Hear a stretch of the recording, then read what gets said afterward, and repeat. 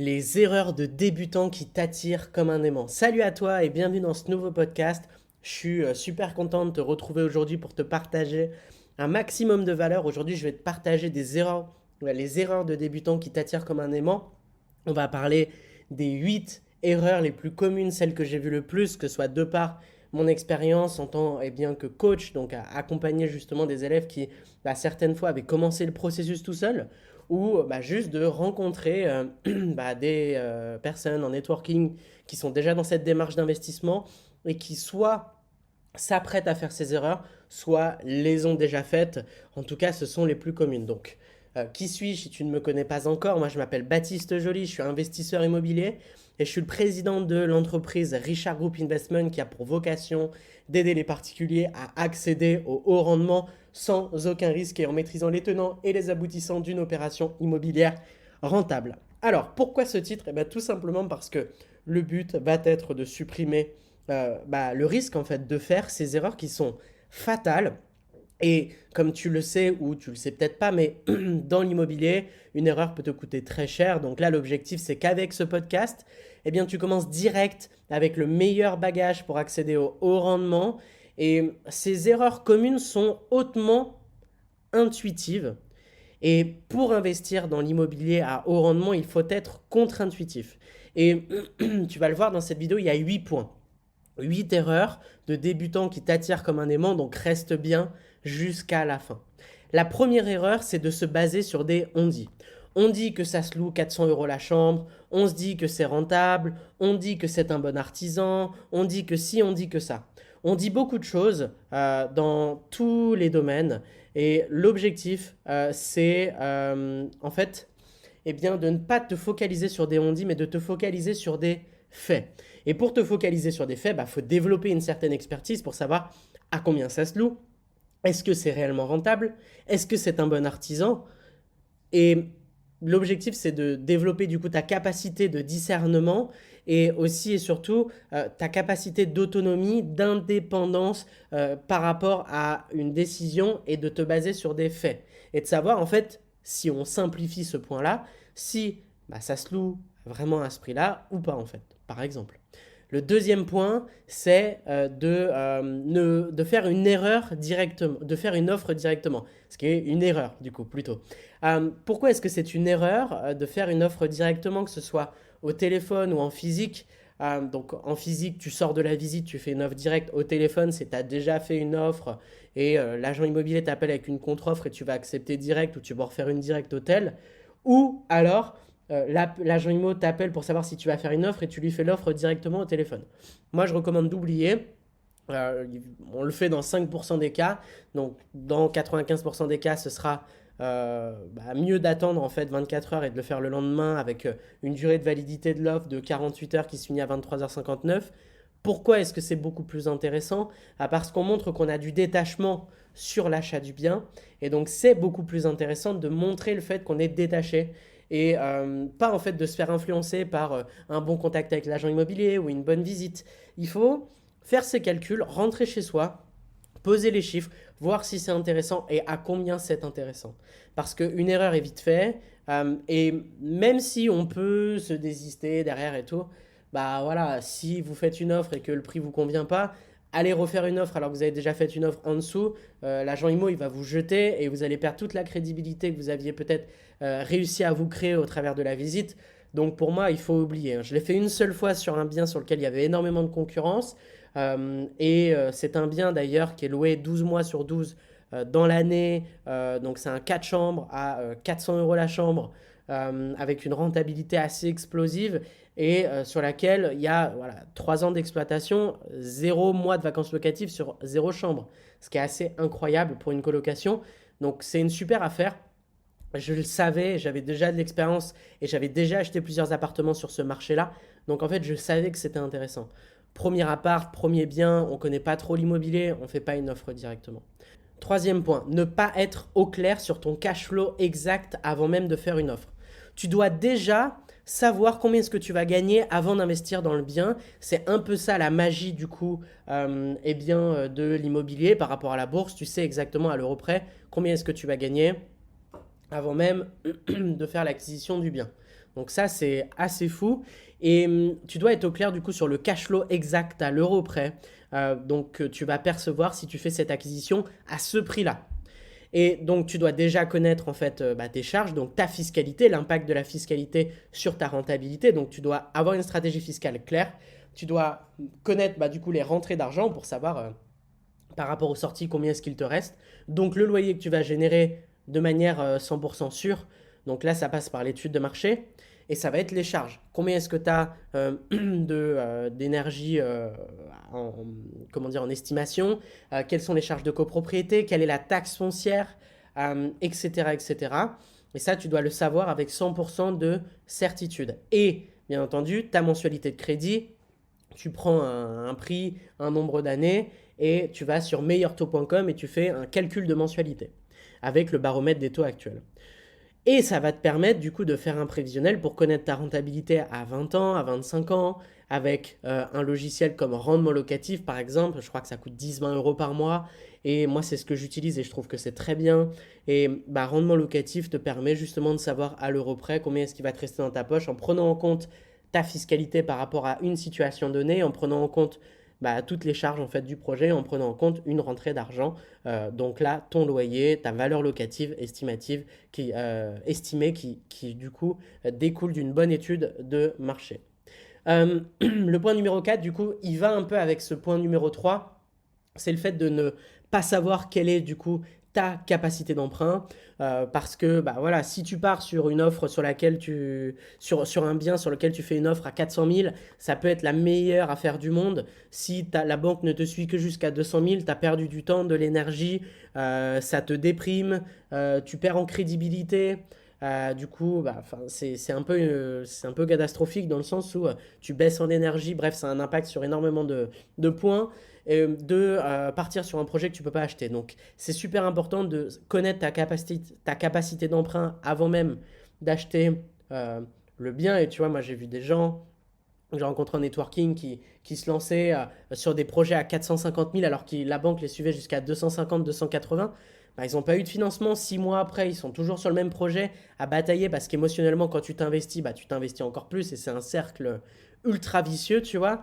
Et ils ne se sont pas détachés émotionnellement du bien. Ils n'ont pas réussi à l'avoir. Ils l'ont vécu comme un vrai échec. Ils n'ont pas réinvesti derrière. Résultat, ils ont perdu beaucoup de temps, beaucoup d'énergie et ils n'ont pas racheté d'autres biens en fait. Donc attention, tu dois calculer ta capacité d'emprunt avec exactitude avant même de commencer à prospecter. Point numéro 5, faire le 800 km de route car tu penses que c'est pas rentable vers chez toi. Ce qu'il faut comprendre, c'est que la bonne affaire se crée et elle ne se trouve pas comme ça, première des choses. Et deuxième des choses, ça nécessite peut-être un peu plus de travail sur ton marché, mais c'est possible. Donc inutile d'aller vers le marché de tendance qui est à 800 km de chez toi, qui va juste venir complexifier l'achat. Tu peux trouver des bonnes affaires aux alentours de là où tu habites. Donc ça peut être autour 200 km, ça fait 1 heure, 1 heure et demie, 1 heure et demie de route, ça va. Et tu peux trouver des très bonnes affaires dans cette zone-là, peu importe là où tu es en France. Mais il va falloir justement développer ta capacité à voir le potentiel d'un bien, ta capacité à justement créer la bonne affaire, peut-être en réaménageant, peut-être en réagençant, peut-être en changeant le type de location, peut-être en faisant un changement de destination, peut-être en partant sur des projets un peu plus complexes pour avoir une rentabilité équivalente. Donc, c'est possible, mais ça nécessite peut-être plus d'expertise sur ton marché. Donc développe cette expertise, mais ne va pas à 800 km de chez toi. Ça va juste complexifier l'acquisition en fait.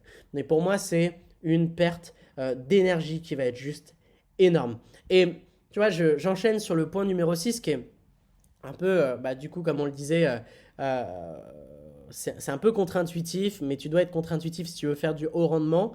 Investir dans sa ville est une erreur potentielle. Tu ne peux pas investir dans ta ville, donc dans la ville dans laquelle tu habites, juste parce que c'est ta ville. D'accord? Comme tu ne peux pas aller à 800 km de chez toi parce que machin a dit que c'était rentable. Parce que tu peux trouver rentable près de chez toi, mais près de chez toi ne veut pas forcément dire dans ta ville. Ok? Donc, tu peux trouver des biens rentables aux alentours de là où tu habites, 200 km. Mais tu peux pas forcément, tu peux pas te ruer vers ta ville parce que c'est ta ville, parce que là, ça ne découle pas justement d'un vrai travail d'étude de marché, de prospection, d'analyse en fait globale de la viabilité du projet. Et il y en a plein qui investissent dans leur ville parce que c'est leur ville elle a plein de potentiel, c'est ma ville, je la connais depuis tout petit, ok. Mais le résultat est que ils ne font pas de bonne rentabilité et ils investissent dans des biens sans maîtriser en fait réellement l'économie du marché, sans maîtriser la réelle analyse démographique, microéconomique, macroéconomique, concurrentielle. Ils n'ont aucune connaissance de ça, juste c'est leur ville. Donc n'investis pas forcément dans ta ville parce que c'est ta ville, investis dans ta ville parce que elle est super rentable, que c'est une bonne étude de marché, qu'elle a beaucoup de potentiel.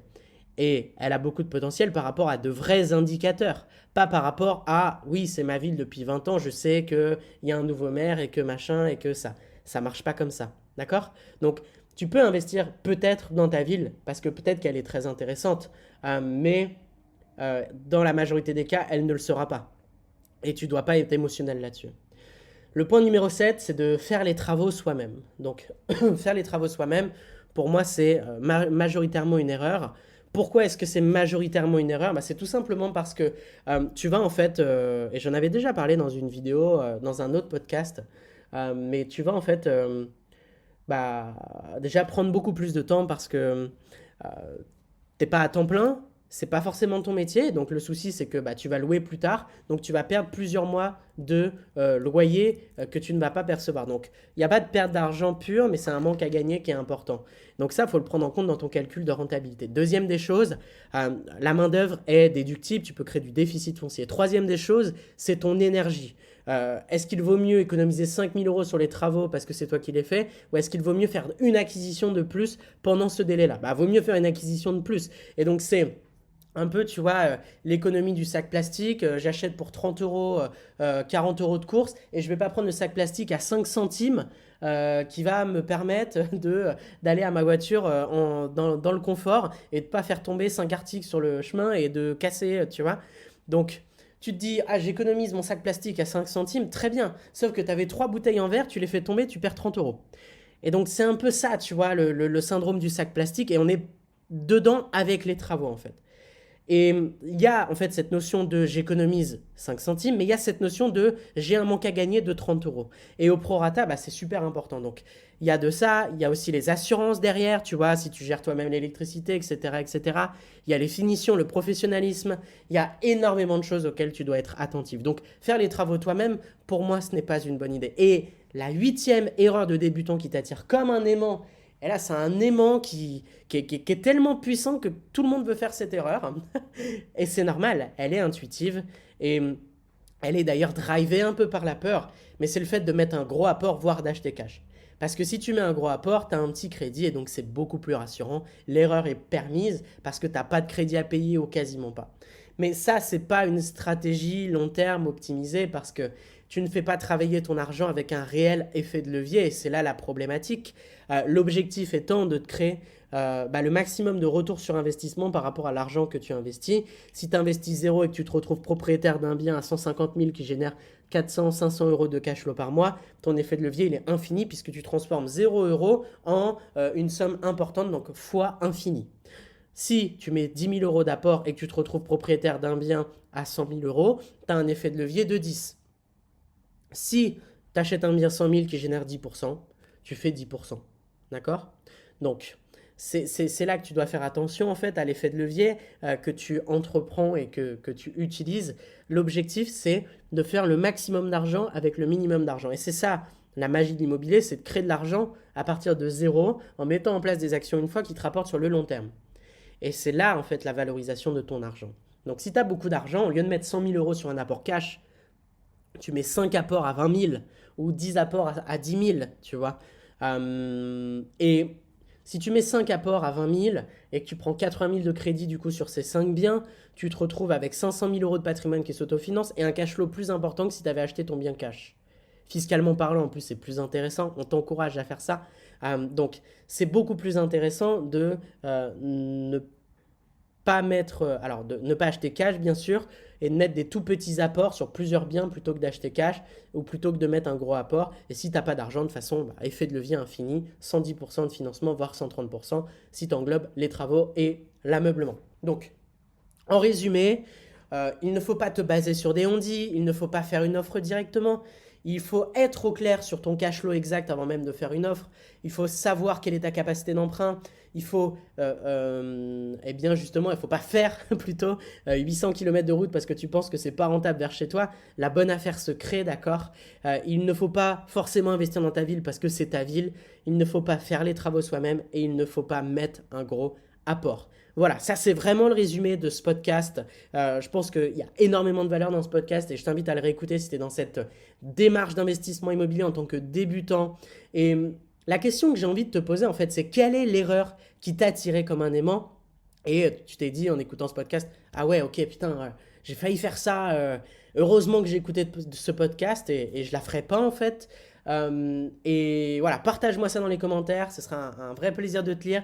Et puis comme tu le sais, si tu souhaites aller plus loin, tu as la possibilité de t'inscrire à la masterclass Les 9 étapes pour te créer une retraite anticipée avec l'immobilier, dans laquelle je te partage le process de transformation utilisé par nos clients les plus successful qui vont se créer un réel salaire avec l'immobilier en l'espace de 6 mois, qui achètent 1, 2, 3 acquisitions à haut rendement et qui ressortent juste transformés parce qu'ils ont maintenant une réelle expertise. Donc là, ça te permettra de savoir comment est-ce que l'on travaille, quel est notre process de transformation en 9 étapes et comment est-ce que tu vas pouvoir avoir de réels résultats dans l'immobilier. Et puis tu verras, je te partagerai différentes réussites, cas clients. Ça te permettra de matérialiser vraiment la réussite dans le haut rendement. Et si tu es OK avec ces 9 étapes et que tu souhaites aller plus loin, que tu souhaites te faire accompagner, que tu souhaites accéder au rendement en toute certitude, en toute sécurité et en ayant de réels résultats, en maximisant justement les résultats que tu puisses avoir. Parce que là, on parle d'erreurs de débutants, mais il y a les erreurs d'intermédiaires et les erreurs d'experts qui sont beaucoup plus difficiles à déceler et qui ont un impact encore beaucoup plus important parce qu'on parle de grosses sommes, on parle aussi d'états avancés dans le projet et c'est des erreurs sur lesquelles il est très difficile de revenir. Donc on parle de sommes importantes et une erreur dans l'immobilier peut te coûter très cher. Si tu veux te faire accompagner, tu peux réserver un appel avec un de nos conseillers qui va analyser ta situation et voir comment est-ce qu'il peut t'accompagner, comment est-ce que nous pouvons t'accompagner dans ce, j'ai envie de dire, magnifique projet. Et la seule condition, c'est d'avoir une situation stable, parce que si tu n'as pas de situation stable, tu ne peux pas accéder au crédit. Comme on est sur le 100% de réussite, on ne peut pas accompagner quelqu'un qui ne réussira pas. C'est juste pas possible. Voilà, maintenant ça c'est dit, la masterclass ou l'appel, dans tous les cas, je te dis à très vite de l'autre côté, que ce soit lors d'un prochain podcast, lundi, mercredi ou vendredi, ou lors de la masterclass, ou lors d'un appel, peut-être avec moi ou un membre de mon équipe. Dans tous les cas, c'est toujours un plaisir. Je te dis à très vite et je te souhaite une très belle journée. C'était Baptiste. Ciao, ciao.